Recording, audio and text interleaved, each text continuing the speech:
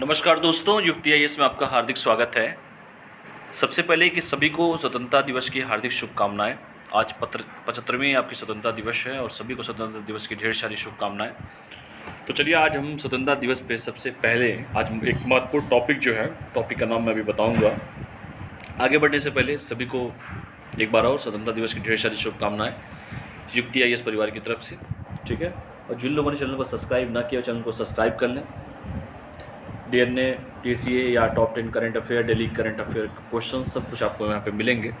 और description box के नीचे लिंक दिया होता है, लिंक पर डायरेक्ट क्लिक करेंगे तो संस्थान से डायरेक्ट जुड़ जाएंगे, चाहे यूट्यूब का, टेलीग्राम का, व्हाट्सएप का, फेसबुक ग्रुप का, सभी का लिंक है, ठीक है।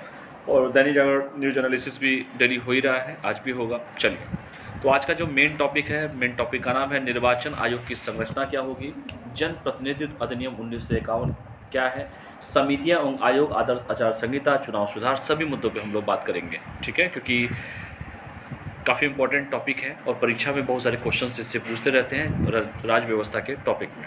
तो चलिए सबसे पहले हम लोग बात करते हैं निर्वाचन आयोग की संरचना कैसी होगी। निर्वाचन आयोग की संरचना सबसे पहले ये जानिए कि भारत निर्वाचन आयोग एक संवैधानिक संस्था है। जो निर्वाचन आयोग जो है, इलेक्शन कमीशन जो है, वो क्या है, एक संवैधानिक संस्था है, यानी कि संविधान में उसका उल्लेख किया गया है। ये भी क्वेश्चन कई बार पूछा गया है कि संवैधानिक संस्था किसे कहते हैं। तो भारत निर्वाचन आयोग एक संवैधानिक संस्था है, यानी कि संविधान में इसका उल्लेख किया गया है, चर्चा इसके बारे में की गई है। चुनाव आयोग की जो स्थापना की गई थी वो 25 जनवरी 1950 को संविधान के अनुसार की गई थी। यानी कि जो चुनाव आयोग मतलब इलेक्शन कमीशन की जो स्थापना थी वो 25 जनवरी 1950 को संविधान के अनुसार की गई थी। और 25 जनवरी को ही विश्व मतदाता दिवस मनाया जाता है, सभी लोग जानते भी होंगे। इसलिए 25 जनवरी 1950 को संविधान के अनुसार की गई थी चुनाव आयोग की स्थापना, इलेक्शन कमीशन की स्थापना। संविधान के भाग 15 में अनुच्छेद आर्टिकल 324 से लेकर 329 तक चुनाव आयोग और सदस्यों की शक्तियां, यानी कि चुनाव आयोग और उनके जो सदस्य होते हैं उनकी शक्ति, उनके कार्य, उनके कार्यकाल कितने साल तक वो रहते हैं, उनकी पात्रता क्या है, कौन कौन बन सकता है आदि से संबंधित उल्लेख किया गया है। ये भी क्वेश्चन लगातार कई बार पूछा गया, चाहे वो स्टेट पीसीएस हो, चाहे वो यूपीएससी हो, सभी को ये क्वेश्चन का आंसर जानना चाहिए कि संविधान के भाग 15 में 324 से लेकर 329 तक जो भी चुनाव आयोग और उसके सदस्य होते हैं, यानी कि आयोग के अध्यक्ष और सदस्यों का कार्यकाल क्या होगा, उनकी शक्तियाँ क्या हैं, उनकी पात्रता मतलब क्या पात्रता है उनके चुनाव आयोग के सदस्य बनने के लिए या अध्यक्ष बनने के लिए, इन सब के बारे में उल्लेख किया गया है। भारत के राष्ट्रपति, उपराष्ट्रपति, संसद एवं राज्यों की विधानसभाओं के चुनाव का अधीक्षण करना, निर्देशन करना और नियंत्रण भारत निर्वाचन आयोग के अधिकार क्षेत्र में आता है। यानी कि सभी का चुनाव तो यही करवाते हैं निर्वाचन आयोग वाले, इनके ऊपर तो और सारी जिम्मेदारियां होती हैं। सारी जिम्मेदारी तो इन्हीं के कंधे पर होती है कि भाई सही से चुनाव हो जाए, चुनाव का कैसे हम लोग को डेटा तैयार करना है, कहीं पे कोई धांधली ना हो चुनाव में, यानी सभी का चुनाव इन्हीं के द्वारा किया जाता है। चाहे वो राष्ट्रपति साहब हो, चाहे वो उपराष्ट्रपति साहब हो, चाहे संसद हो, राज्यों की विधानसभा हो, के चुनाव का अधीक्षण करना, निर्देशन करना, नियंत्रण करना और भारत निर्वाचन आयोग के अधिकार क्षेत्र में आता है, ठीक है। भारत निर्वाचन आयोग, election commission of India, ECI जिसे कहते हैं, इलेक्शन कमीशन ऑफ इंडिया। आयोग में मूलतः एक चुनाव आयुक्त, कमेंट करके बताइए कि वर्तमान में चुनाव आयुक्त कौन है। तो आयोग में, कमीशन में एक चुनाव आयुक्त का प्रावधान था, लेकिन राष्ट्रपति की अधिसूचना के जरिए 16 अक्टूबर 1989 को इसे 3 सदस्यीय कर दिया गया। यानी कि पहले एक सदस्यीय था, लेकिन राष्ट्रपति साहब ने एक अधिसूचना जारी किया, उसके बाद इसको एक सदस्यीय से 3 सदस्यीय कर दिया गया था। यानी कि पहले एक चुनाव आयुक्त का ही प्रावधान था, लेकिन 16 अक्टूबर 1989 को इसे 3 सदस्यीय बना दिया गया है। ये बहुत इंपॉर्टेंट एक लाइन बता रहा हूँ मैं आप लोगों को, नोट करके बता दिया यहाँ पर। मैं 1 अक्टूबर 1993 को, यानी कि 16 अक्टूबर को तो 3 सदस्यीय हो गया, लेकिन 1 अक्टूबर 1993 को इसका 3 सदस्यीय आयोग वाला स्वरूप फिर से बहाल कर दिया। यानी कि पहले फिर चुनाव, भाई कोई आया नया होगा प्रधानमंत्री उस समय, उसने कहा भैया ऐसे नहीं ऐसे करो, तो फिर यही हुआ कि भाई चेंजिंग तो होता रहता है। तो पहले तो एक सदस्य था, बाद में से 16 अक्टूबर 1989 को 3 सदस्य कर दिया गया। उसके बाद देखिए माजरा क्या स्टार्ट होता है। फिर 1 अक्टूबर 1993 को इनका 3 सदस्यीय आयोग वाला स्वरूप फिर से बहाल कर दिया गया। तब से निर्वाचन आयोग में एक मुख्य चुनाव आयुक्त और 2 अन्य चुनाव आयुक्त होते हैं, यानी कि तब से लेकर 3 हो गए हैं। अब पहले जैसे मैंने कहा कि पहले एक ही थे, फिर बाद में 89 में 3 कर दिया गया, फिर 1 अक्टूबर 93 से फिर उसको फिर से एक चुनाव 3 सदस्यीय वाला आयोग स्वरूप फिर से बहाल कर दिया गया और एक मुख्य चुनाव आयुक्त और दूसरा अन्य चुनाव आयुक्त भी कर दिए गए हैं। इनका कार्यकाल, कई बार परीक्षा यूपीपीसीएस जैसी परीक्षाओं में लगातार क्वेश्चन पूछता है, इनका कार्यकाल 6 वर्ष या 65 वर्ष की आयु, क्योंकि पेपर में खूब क्वेश्चन पूछता है कि 6 वर्ष या 60 वर्ष है, 6 या 62 है, या 5 और 62 है, या 5 और 65 है। इसका सही कार्यकाल याद कर लीजिएगा, 6 और 65 है। वर्ष की आयु दोनों में से जो भी पहले, या तो 6 साल तक रह लें या 65 साल की उम्र इनकी हो गई हो, जो पहले पूरा करेंगे उसके बाद इनकी विदाई हो जाएगी। तो इनका कार्यकाल 6 वर्ष या 65 वर्ष की आयु दोनों में से जो भी हो पहले तक हो रहते हैं। इन्हें भारत के सर्वोच्च न्यायालय चीफ जस्टिस ऑफ इंडिया के न्यायाधीशों के समकक्ष दर्जा प्राप्त होता है और उनके समान ही इनको वेतन और भत्ते मिलते हैं। और ये वेतन भत्ते भारत के संचित निधि पर ही आधारित होते हैं, सभी लोग जानते भी होंगे। तो कार्यकाल सबसे इंपॉर्टेंट है, एक लाइन इसमें इंपॉर्टेंट बता रहा हूँ मैं आप लोग को। 6 वर्ष, दिस इज कम से कम 15-20 क्वेश्चन, आप पॉलिटी का क्वेश्चन उठा के देखिएगा प्रीवियस ईयर, खूब क्वेश्चन आपको मिलेंगे। तो इनका कार्यकाल जो होता है 6 या 65 वर्ष होता है। 6 साल पूरा कर लें, मान लीजिए आज हम बैठे हैं मान लीजिए, और 6 साल का हमने पूरा कर लिया, या मान लीजिए 65 साल की उम्र हमारी पूरी हो गई, तो हम दोनों में से जो पहले होगा खत्म, उसके बाद भैया विदाई हो जाएगी, विदाई समारोह हो जाएगा। इन्हें भारत के सर्वोच्च न्यायालय के न्यायाधीशों के समान, यानी कि सर्वोच्च न्यायालय के जो भी न्यायाधीश होते हैं उनके समक्ष दर्जा प्राप्त होता है। न्यायाधीश के बराबर, जस्टिस जो होते हैं, चीफ जस्टिस की बात नहीं कर रहा हूँ, जो भी न्यायाधीश होते हैं उनके बराबर इनको दर्जा प्राप्त होता है और उनके समान इनको वेतन भत्ते सब कुछ उनको मिलते हैं। भाई इतनी बड़ी जिम्मेदारी है तो जाहिर सी बात है इनके ऊपर तो देश का इतना बड़ा जो है जिम्मेदारी दिया गया है। मुख्य चुनाव आयुक्त को संसद द्वारा सर्वोच्च न्यायालय के न्यायाधीशों के हटाने की प्रक्रिया के समान ही पद से हटाया जा सकता है। जाहिर सी बात, अगर इनको हटाना है तो जैसे हम सर्वोच्च न्यायालय के न्यायाधीश को हटाने का, भाई उन्हीं के समान तो उनको वेतन भत्ता सब कुछ मिल रहा है, उन्हीं के समान इनको दर्जा प्राप्त किया गया है, तो हटाने की प्रक्रिया भी उन्हीं की तरह है। तो इसलिए मैंने कहा कि मुख्य चुनाव आयुक्त को संसद द्वारा, यानी कि पार्लियामेंट द्वारा सर्वोच्च न्यायालय के न्यायाधीश को हटाने की प्रक्रिया के समान ही पद से हटाया जा सकता है। ठीक, तो एक एक लाइन इंपॉर्टेंट, इसको ध्यान से पढ़िएगा। जो नए बच्चे होंगे एकदम अच्छे से पढ़ेंगे बेटा, लगातार क्वेश्चन इससे पूछे जाते हैं। चलिए देख लीजिए, क्रम में आपको बता देता हूँ कि पहले मुख्य चुनाव आयुक्त कौन थे, अब कौन है। तो जो मेन है वो बता दे रहा हूँ। फर्स्ट मुख्य चुनाव आयुक्त जो थे वो सुकुमार सेन साहब थे, याद रखिएगा सुकुमार सेन। अरे पिक्चर तो देखते होंगे, सुष्मिता सेन का नाम तो याद होगा, तो सेन साहब ही है, याद रखो। मार्च 1950 से लेकर दिसंबर 1958 तक थे, ये पहले थे सुकुमार सेन, कई बार परीक्षा में पूछा गया है। उसके बाद मैं लास्ट बता दे रहा हूँ, मोदी जी के आने के बाद 20वें कौन थे, नसीम जैदी साहब थे, अप्रैल 2015 से लेकर 2017 तक थे। फिर 21वें कौन थे, अचल कुमार ज्योति, ये जुलाई 2017 से लेकर जनवरी 2018 तक थे। फिर 22वें ओम प्रकाश रावत साहब थे, जनवरी 2018 से लेकर दिसंबर 2018 तक थे। फिर 23वें कौन थे, सुनील अरोड़ा। सुनील अरोड़ा लगातार परीक्षा में पूछा गया है, पहला वाला तो एकदम इंपॉर्टेंट होता है किसी के लिए भी, सुकुमार सेन साहब। और जो लास्ट मोदी जी के आने के बाद देख लो, 23वें कौन थे, सुनील अरोड़ा, दिसंबर 18 से लेकर 21 तक थे, यानी कि मोदी जी का फिर चुनाव यही करवाए हैं, दूसरा वाला कार्यकाल, मोदी 2.0 वाला।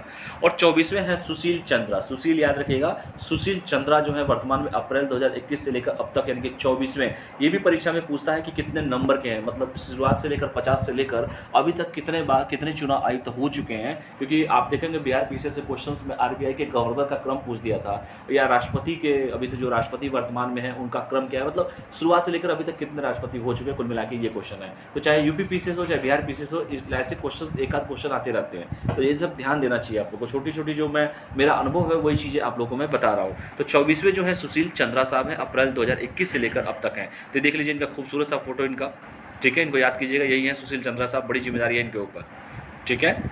ईसीआई की शक्ति का स्रोत क्या है तो जान लीजिए, संविधान। इलेक्शन कमीशन ऑफ इंडिया को संविधान के अनुच्छेद 324 के तहत शक्ति प्रदान किया गया है, क्योंकि शक्ति नहीं है तो फिर काम जीरो है। शक्ति का ही सारा खेल है, सब खेल तो पावर का ही है, सत्ता का है, जिसके पास सत्ता की हनक है वही आगे है। ईसीआई को संविधान के अनुच्छेद 324 के तहत शक्ति प्राप्त है। सर्वोच्च न्यायालय का निर्णय, सर्वोच्च न्यायालय का निर्णय देखिए, सर्वोच्च न्यायालय ने मोहिंदर सिंह गिल बनाम मुख्य चुनाव आयुक्त 1978 में कहा था कि अनुच्छेद 324 के तहत स्वतंत्र और निष्पक्ष चुनाव सुनिश्चित करने का दायित्व जो है इलेक्शन कमीशन ऑफ इंडिया का है, और इस कार्य को पूरा करने के लिए इलेक्शन कमीशन ऑफ इंडिया सभी आवश्यक कदम उठा सकती है। तो ये कौन सा वाद था, ये वाद बड़ा परीक्षा में पूछा जाता है। तो सर्वोच्च न्यायालय ने मोहिंदर सिंह गिल बनाम मुख्य चुनाव आयुक्त का वाद था 1978 में, और उसके अनुच्छेद जो मैंने चाहा था कि भाग अनुच्छेद में 324 से लेकर 329 तक के इसके बारे में पूरा डिटेल दिया गया है, कार्य शक्ति पदोन्नति जो चीज़ पूरा डिटेल इनके बारे में 24 से लेकर 29 तक है। उसी में कहा कि स्वतंत्र और निष्पक्ष चुनाव सुनिश्चित करने के लिए इलेक्शन कमीशन ऑफ इंडिया का दायित्व बहुत बड़ा है, और इसका कार्य का पूरा करने के लिए इलेक्शन कमीशन ऑफ इंडिया सभी आवश्यक कदम उठा सकती है। इसके साथ ही आदर्श आचार संहिता देख लीजिए। इलेक्शन कमीशन ऑफ इंडिया द्वारा जारी की जाने वाली आदर्श आचार संहिता, मॉडल कोड ऑफ कंडक्ट जिसे कहते हैं, राजनीतिक दलों, उम्मीदवारों, सरकारों के लिए एक दिशा निर्देश है और जिनका पालन उन्हें चुनाव के दौरान करना पड़ता है। आप जानते भी होंगे कि लगे आदात सुने भी होंगे शब्द, जो चुनाव जब होने वाला होता है तो सोचते हैं आदर्श आचार संहिता लगने वाली है, तो यही उसकी बात मैं कर रहा हूँ। इलेक्शन कमीशन ऑफ इंडिया द्वारा जारी की जाने वाली आदर्श आचार संहिता एमसीसी जो है, मॉडल कोड ऑफ कंडक्ट जिसे कहते हैं, राजनीतिक दलों, जितने भी राजनीतिक दल होते हैं, जो चुनाव लड़ने वाले दल होते हैं, उम्मीदवार जो लड़ता है चुनाव, और सरकारों के लिए एक दिशा निर्देश होता है, गाइडेंस होता है कि भैया सोच समझ कर रहना, वरना सोच लो पावर यूज हो सकता है, जिसका पालन उन्हें चुनाव के दौरान करना पड़ता है। यह आचार संहिता राजनीतिक दलों के बीच आम सहमति पर आधारित होती है और वर्ष 1960 में केरल सरकार द्वारा विधानसभा चुनाव के लिए जारी की गई आदर्श आचार संहिता को इसकी पूर्व पीठिका कहा जाता है और बाद में इलेक्शन कमीशन ऑफ इंडिया द्वारा इसे अपनाया गया और परिष्कृत किया गया। इसके बाद 1991 के बाद इसे सख्ती से लागू किया गया है। तो शुरुआती देख लो केरल से ही हुआ है, देख लो सब खूबसूरत काम तो केरल से ही होता है।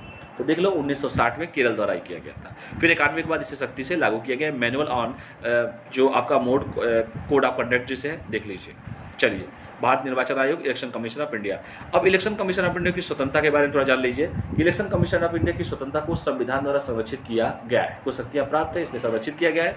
मुख्य चुनाव आयुक्त को उसके पद से हटाए जाने का प्रावधान, जैसे मैंने कहा कि सुप्रीम कोर्ट के न्यायाधीश को हटाए जाने के प्रावधान के समान है, सभी लोग जानते हैं, शुरुआत में पहले ही बता दिया इसको। जैसे उनको ही अधिकार प्राप्त है, इनको भी अधिकार प्राप्त है, उस तरह की सुविधाएं, पेंशन भत्ता सब कुछ मिलता है, इनको भी मिलता है, तो हटाने का तरीका भी उन्हीं की तरह है।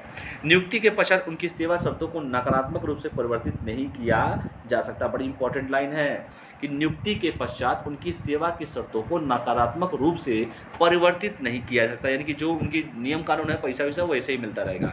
चुनाव आयोग से संबंधित समितियां, आयोग जान लीजिए कौन कौन से हैं, परीक्षा में खूब पूछता है, खास करके यूपी पीसी जैसी परीक्षाओं में। पहला है तारकुंडे समिति, 1974 और 75 में बना था। फिर दिनेश गोस्वामी समिति 1990 में बना था। फिर बोहरा समिति 1993 में बना था। ये किस लिए बना था? राजनीति के अपराधीकरण पर। आप जानते ही हैं पहले गुंडे पाले जाते थे, फिर बाद में क्या हुआ, जो गुंडे हैं वही हमारे संसद में पहुंच गए, विधानसभा में पहुंच गए, तो पहले राजनीति का क्या हो गया, अपराधीकरण हो गया। ये भली बातें आप लोग जानते होंगे।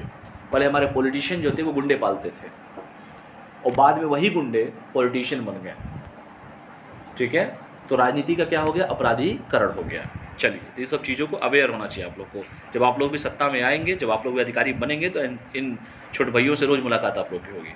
तो चुनाव आयोग से संबंधित समितियों आयोग जो है, जब तारकुंडे समिति है 1974 और 75 में, दिनेश गोस्वामी समिति है 1990 में और बोहरा समिति है 1993 में राजनीति के अपराधीकरण के लिए किया गया था।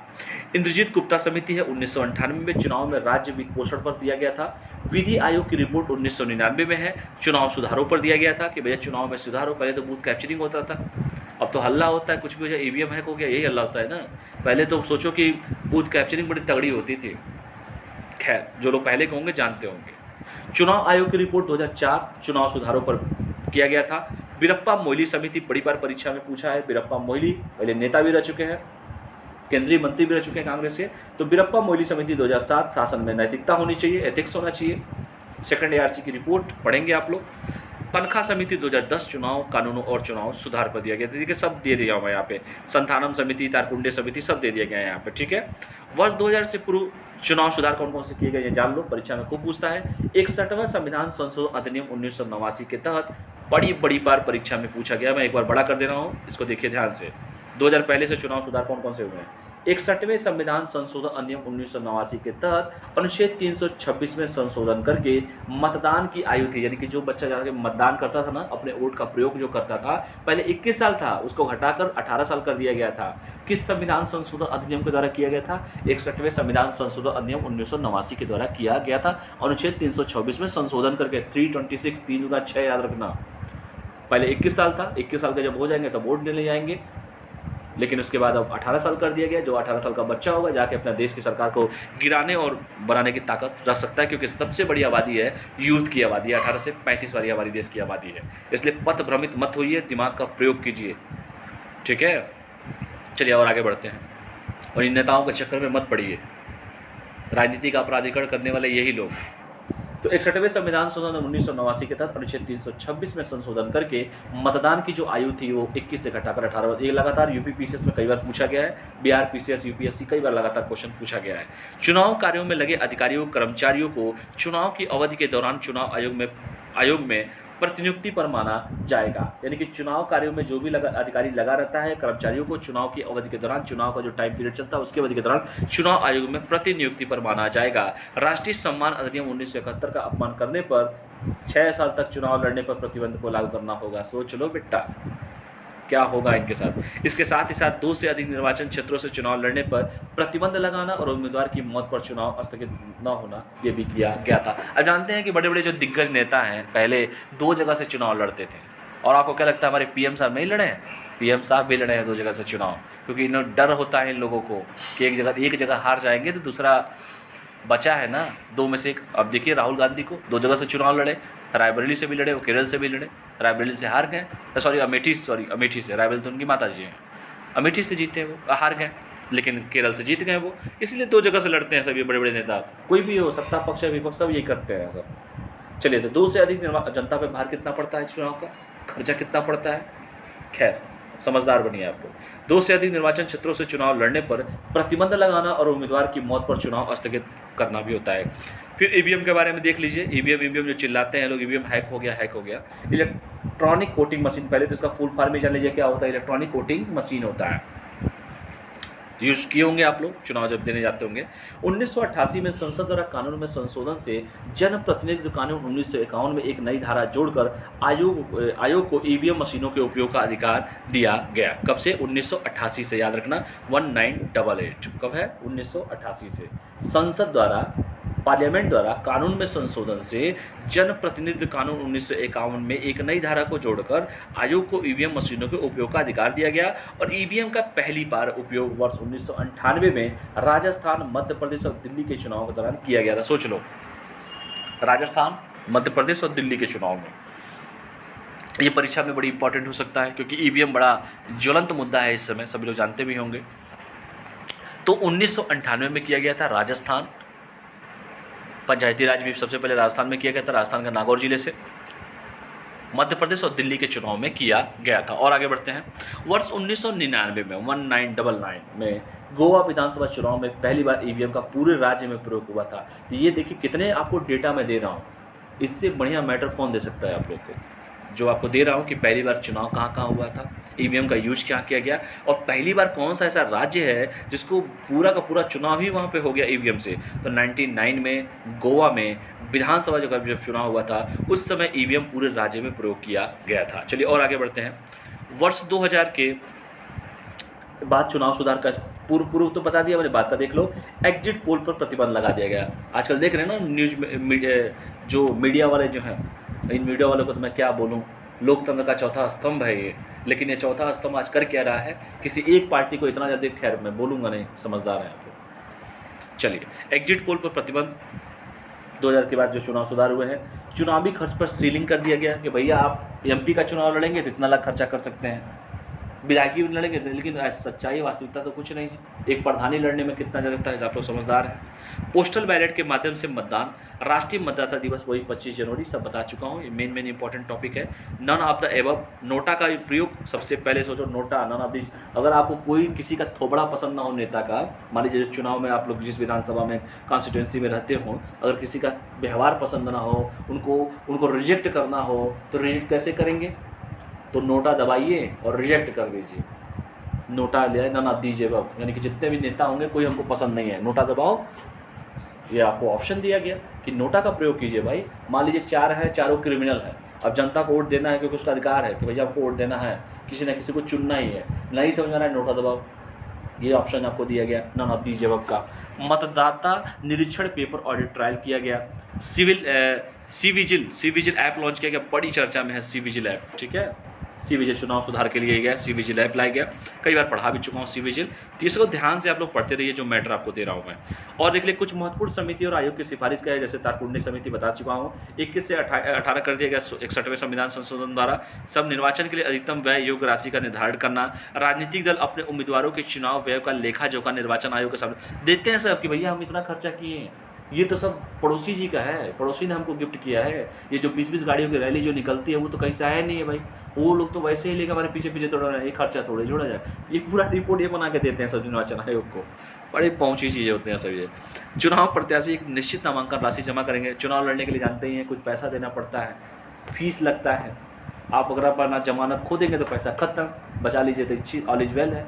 चलिए और भी देख लिए। इन सिफारिशों में बूथ कैप्चरिंग तथा बोगस वोटिंग जैसी समस्याओं का समाधान नहीं किया जा सकता है। सभी लोग जानते भी हैं, पहले होता था, अब नहीं हो पाता है। दिनेश गोस्वामी समिति अवैध रूप से लूटे हुए बूथों पर फिर से मतदान की व्यवस्था हो, ऐसा कहा तो दिनेश गोस्वामी समिति ने कहा था। मतदान के लिए इलेक्ट्रॉनिक वोटिंग मशीन का प्रयोग किया जाए। बोगस मतदान की समस्या से बचने के लिए मतदाता फोटो पहचान पत्र की व्यवस्था की जाए, कि जो फोटो पहचान पत्र लेके जाते हैं फर्जी ना हो, साफ सुथरा नीट एंड क्लीन फोटो लगवाइए, बढ़िया होना चाहिए, वोटर आईडी एकदम साफ होना चाहिए, दिखाइए वहाँ पे हम ही हैं, पड़ोसी नहीं है। वरना भारत के लोग हैं, जानते ही हैं, फर्जीवाड़ा करने में नंबर 1, और चुनाव वाले तो कराते ही हैं राजनीतिक। चलिए, यदि केंद्रीय या राज्य स्तर के सदन का कोई स्थान खाली हो जाए तो 6 माह के भीतर निर्वाचन की व्यवस्था की जाए। सभी लोग जानते ही हैं, मान लीजिए कोई आरोप लग जाए या कुछ भी हो जाए तो भैया 6 महीने में उनको हटाना है ना, फिर किसी को बैठाना है, लेकिन खर्चा कितना है जनता के ऊपर आता है। चलिए कोई बात नहीं। इस समिति की सिफारिशों से बूथ कैप्चरिंग तथा बोगस वोटिंग जैसी समस्याओं का समाधान हुआ। इंद्रजीत गुप्ता समिति में देख लीजिए, जो सारी समिति बताया, लोकसभा विधानसभा चुनाव का व्यय सरकार द्वारा वहन किया जाएगा। बताइए, और सरकार को पैसा कहाँ से जाता है? ऐसे प्रत्याशी जो अपना वार्षिक आय रिटर्न दाखिल करने में असफल हैं को चुनाव में आर्थिक सहायता न दी जाए। ITR सही से भरिए, अब तो भर भी रहे, पहले तो वो भी नहीं भरते थे सब। 10,000 से अधिक चंदे की राशि ड्रॉप अथवा चेक के माध्यम से प्रदान की जाने की व्यवस्था हो। लेकिन क्या होता है, आज तक तो ये लोग बता ही नहीं पाए कि राजनीतिक चंदा कहाँ से आता है। केस संथानम समिति देख लीजिए। केस संथानम में कहा गया कि निर्वाचन में शामिल होने वाले उम्मीदवारों के लिए न्यूनतम अर्हता की व्यवस्था की जाए। सभी राजनीतिक दलों का निबंधन हो, समय समय पर निर्वाचन क्षेत्रों का परिशमन किया जाए, निर्वाचन मंडलों के अंदर आने वाले नागरिकों की नामावली को अद्यतन किया बनाया जाए, ये सब बताया गया था। चुनाव सुधारों पर विधि आयोग की क्या रिपोर्ट कहती है?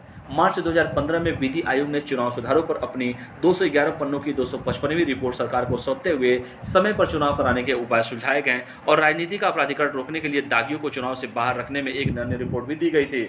सुझाव क्या दिए गए ये देख लीजिए। विधि आयोग ने उम्मीदवारों को एक से अधिक सीटों से चुनाव लड़ने से रोकने और निर्दलीय उम्मीदवारों की उम्मीदवारी प्रतिबंध करने का सुझाव दिया था और नोट करके बता दिया कि जनप्रतिनिधित्व कानून की धारा 37(7) को संशोधित करने की बात कही गई, जिसमें अभी उम्मीदवार को 2 सीटों से चुनाव लड़ने की अनुमति है। मौजूदा व्यवस्था में चुनाव में बड़ी संख्या में निर्दलीय उम्मीदवार उतरते हैं, जिनमें से अधिकतर डमी उम्मीदवार होते हैं, कई तो एक ही नाम के होते हैं, जिनका उद्देश्य मतदाताओं में भ्रम फैलाना होता है। विधि आयोग ने मुख्य चुनाव आयुक्त और 2 अन्य आयुक्तों की नियुक्तियां निर्वाचन मंडल कोलेजियम के जरिए करने की सिफारिश की थी और चुनाव में समानता बरकरार रखने के लिए सदन का कार्यकाल समाप्त होने की तारीखों से 6 महीने पहले से ही सरकार प्रायोजित विज्ञापनों पर प्रतिबंध लगाया जाए, ये भी कहा था। राजनीतिक दलों को कंपनी की ओर से चंदा के संबंध में कंपनी अधिनियम में संशोधन की सिफारिश की बात की गई थी। निर्वाचन आयोग में पंजीकृत पार्टियों को ही लोकसभा और विधानसभा के चुनाव की अनुमति देने की सिफारिश की गई और इसके लिए जनप्रतिनिधि की कानून की धारा 4 और 5 में संशोधन का सुझाव दिया गया। इसके साथ राइट टू रिकॉल के अधिकार की मांग के लिए विजयी प्रत्याशी को मिले मत यदि उपयुक्त में से कोई नहीं से कम हो तो विजेता को खारिज करने का समर्थन नहीं किया जाएगा, ये भी कहा गया। और अनिवार्य मतदान को लागू करने के पक्ष में नहीं है, सरकार की ओर से चुनावी खर्च का भी समर्थन नहीं किया है। जनप्रतिनिधित्व कानून 1991 में देख लीजिए, 51 में देख लीजिए, सॉरी। चलिए, संविधान के अनुच्छेद 327 के तहत इस अधिनियम को संसद द्वारा पारित किया गया था और यह संसद और राज्य विधानसभाओं के लिए चुनाव का संचालन प्रदान करता है। यह इन बातों को भी पुष्टि करता है कि उक्त सदनों का सदस्य बनने के लिए योग्यता और योग्यता होती है। इस अधिनियम के अनुसार एक व्यक्ति तब तक लोकसभा की एक सीट पर चुनाव के योग्य तभी होगा जब किसी भी राज्य में अनुसूचित जाति के लिए आरक्षित सीटों के मामले में उसे किसी भी राज्य की किसी अनुसूचित जाति का सदस्य होना चाहिए और किसी भी संसदीय निर्वाचन क्षेत्र का निर्वाचक होना चाहिए। किसी भी राज्य में अनुसूचित जनजातियों के लिए आरक्षित सीटों के मामले में उसे किसी भी राज्य के किसी भी अनुसूचित जाति का सदस्य होना चाहिए और किसी भी संसदीय निर्वाचन क्षेत्र का एक निर्वाचक होना चाहिए। किसी अन्य सीट के मामले में उसे किसी भी संसदीय निर्वाचन क्षेत्र के लिए निर्वाचक होना चाहिए। किसी अन्य सीट के मामले में उसे किसी भी संसदीय निर्वाचन क्षेत्र के लिए एक निर्वाचक होना चाहिए और राज्यसभा की सदस्यता के लिए योग्यता देख लीजिए। एक व्यक्ति राज्यसभा में किसी भी राज्य या संघ शासित प्रदेशों के प्रतिनिधि के रूप में तभी चुने जाने का योग्य माना जाएगा जब वह एक संसदीय निर्वाचन क्षेत्र का निर्वाचक होगा और एक व्यक्ति निम्न कारणों के आधार पर अयोग्य घोषित किया सकता है। पहला, कुछ चुनावी अपराधों और चुनाव में भ्रष्टाचार के लिए दोषी ठहराए जाने के कारण अयोग्यता। एक व्यक्ति जिसे किसी भी अपराध का दोषी पाया गया उसे कम से कम 2 साल के कारावास की सजा सुनाई गई हो और भ्रष्ट आचरण के आधार पर अयोग्यता हो। भ्रष्टाचार या देशद्रोह के लिए बर्खास्ती के कारण अयोग्यता। सरकारी कंपनी के तहत पद के लिए अयोग्यता। चुनाव खर्च के खाते का विवरण देने में असफल होने पर योग्यता। विभिन्न विभिन्न समूहों के बीच रिश्वतखोरी के अपराध के लिए शत्रुता को बढ़ावा देने के लिए होता है। यदि किसी व्यक्ति को सती, छुआछूत, दहेज जैसे सामाजिक अपराधों के लिए भी कभी दंडित किया गया है, इसके लिए भी होता। जनप्रतिनिधि अधिनियम 1951 में किए गए 1966 चुनाव सुधारों को समाप्त कर दिया जाए, ये समाज समाप्त कर दिया जाए। ठीक है, चुनाव अब उच्च न्यायालयों में मतलब सुप्रीम कोर्ट, हाईकोर्ट में स्थानांतरित कर दी गई। राष्ट्रपति और उपराष्ट्रपति के चुनाव के समय विवाद सीधे भारत के सर्वोच्च न्यायालय द्वारा चुने जाते हैं। जनप्रतिनिधि अधिनियम 1988 बूथ कैप्चरिंग और इलेक्ट्रॉनिक वोटिंग मशीन कर मतदान के स्थगन या प्रतिवाद के प्रदान किए गए हैं। 2002 में देख लीजिए, अधिनियम के नवीन धारा 35 से जोड़ा गया, जो लोगों के लिए चुनाव के अधिकार का प्रावधान करता है। मतदाताओं को उम्मीदवारों की पूरी जानकारी जानने का अधिकार है। उम्मीदवारों को अपराधों के पूर्व सजा के बारे में जानकारी प्रस्तुत करना आवश्यक है कि क्या उनके नामांकन दाखिल करते समय किसी अपराध का आरोप लगा है, लेकिन बड़े चालू चीज़ें हैं। संशोधन में उम्मीदवारों द्वारा संपत्ति और देनदारियों की घोषणा के प्रावधान शामिल किए गए हैं। और जनप्रतिनिधि अधिनियम 2010 अनिवासी भारतीयों यानी कि एनआरआई को मतदान करने का अधिकार दिया गया। अनिवासी भारतीयों को चुनाव लड़ने का अधिकार नहीं देता है। अनिवासी भारतीयों को अनुपस्थित में वोट देने का अधिकार भी नहीं देता है। उन्हें मतदान के दौरान अपने निर्वाचन क्षेत्रों में उपस्थित रहना होगा। जनप्रतिनिधि संशोधन अधिनियम 2017 अनिवासी भारतीयों के लिए प्रॉक्सी मतदान की अनुमति देता है। ठीक है, तो ये रहा पूरा निर्वाचन आयोग का जो मेन था, मैंने आप लोगों को बता दिया।